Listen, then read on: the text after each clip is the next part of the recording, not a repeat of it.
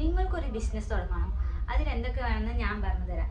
Business ചെയ്യാൻ മണി മാത്രം മതി എന്ന് വിചാരിക്കുന്നതാണ് ഏറ്റവും വലിയ മിസ്റ്റേക്ക്. ഹായ്, അപ്പോൾ ഇൻട്രോയിൽ കണ്ട പോലെ തന്നെ ഇപ്പം നമ്മൾ എങ്ങനെയാണ് ഞാൻ ബിസിനസ് സ്റ്റാർട്ട് ചെയ്തതെന്നാട്ടോ.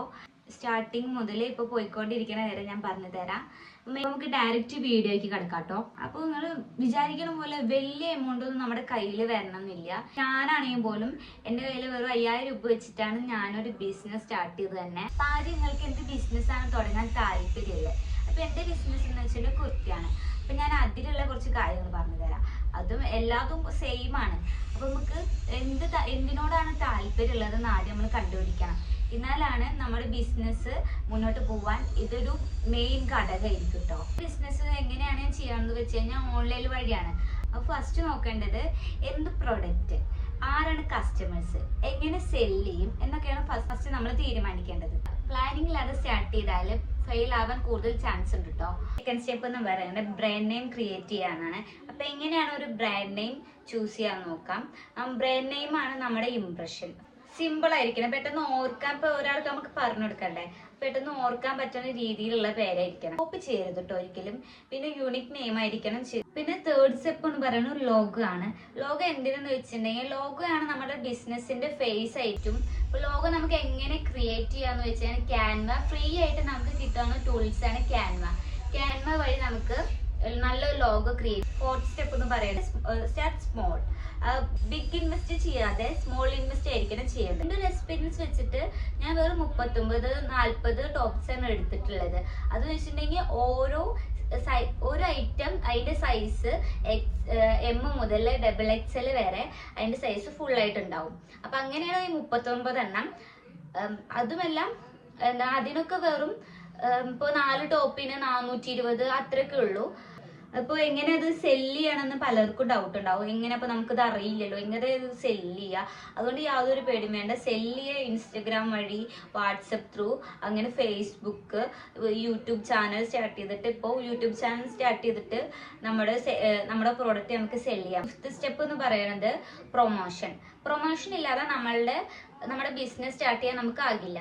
പ്രൊമോഷൻ ഇല്ലേ നമ്മളെ ബിസിനസ് ഗ്രോ ആവില്ല. ഫസ്റ്റ് നമ്മൾ ചെയ്യേണ്ടത് ഒരു ഇൻസ്റ്റാഗ്രാം പേജ് ക്രിയേറ്റ് ചെയ്യണം.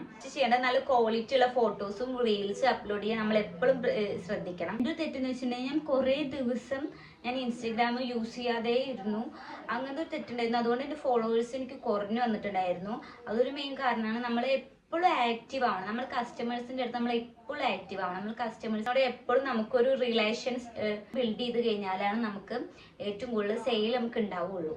അപ്പോൾ എപ്പോഴും ഒരു ദിവസം ഒരു റീൽസ് ആയിട്ടും ഫോട്ടോ പോസ്റ്റ് ചെയ്യാനും എപ്പോഴും നമ്മൾ തയ്യാറായിരിക്കണം. എന്നാലും നമുക്ക് ഇൻസ്റ്റഗ്രാമിൽ ഒരു ഗ്രോത്ത് ഉണ്ടാവുള്ളൂ. കാരണം എന്ന് കഴിഞ്ഞാൽ ഞാനിപ്പോൾ ഒരു പോസ്റ്റ് ഇട്ടിട്ടുണ്ടെങ്കിൽ അത് റീച്ച് ആവുക, അങ്ങനത്തെ ഒക്കെ ഒരു രീതിയൊക്കെ ഉണ്ട് എനിക്കിട്ടോ. പേഴ്സണലി എനിക്ക് ഭയങ്കര പേടിയാണ്. അപ്പം എന്ത് കാര്യത്തിലാണെങ്കിലും ഞാൻ ഭയങ്കര ടെൻഷൻ അടിക്കും. നമുക്കിങ്ങനെ ബിസിനസ് തുടങ്ങണം.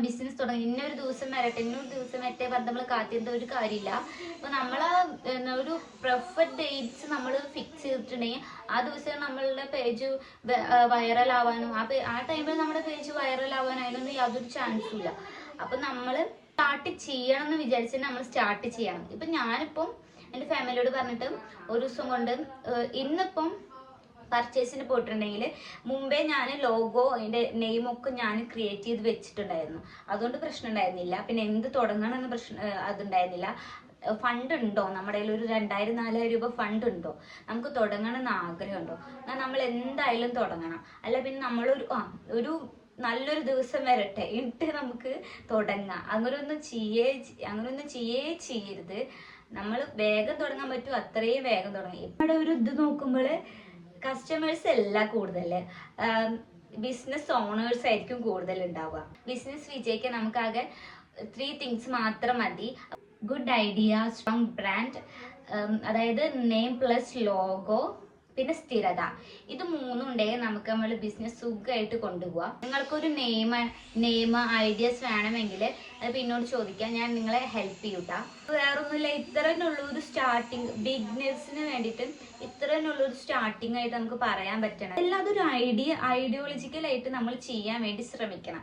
അത്രേ ഉള്ളൂ. അപ്പോൾ ഇത്രേ ഉള്ളൂ ഗായ്സ്. ഇനി വേറെ എന്തെങ്കിലും ഡൗട്ട്സോ കാര്യങ്ങളൊക്കെ ഉണ്ടെങ്കിൽ കമൻറ്റ് ചെയ്യാൻ മറക്കരുത് ഗായ്സ്. Okay, by.